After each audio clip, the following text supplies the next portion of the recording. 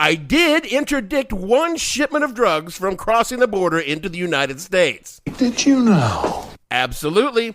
You see, what had happened was that I'd hooked up with this stripper.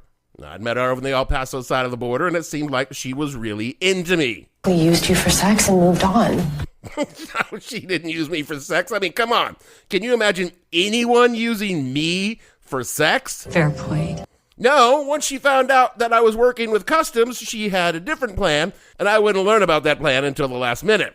See, after we hooked up a couple of times, she suggested that we should go over to Juarez, Mexico for an evening of light debauchery, a plan I enthusiastically agreed with. And as we drank ridiculously cheap beer in a Juarez dive bar, my friend excused herself from the table and was gone for at least 20 minutes. I'd like to say that I was worried about her, but by this time, I was pretty drunk. Naturally. When she came back, she informed me that we needed to leave right now.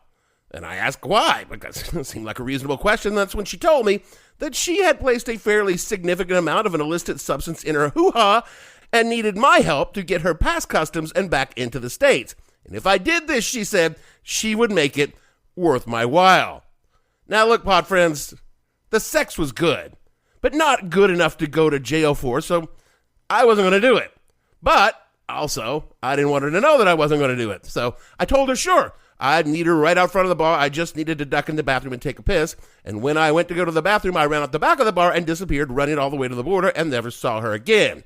Because it's no sex, not even hot stripper sex, is worth going to jail. And honestly, I am not cut out for the smuggler life, unlike, say, the Central Intelligence Agency. Seltzer Kings. Podcasts.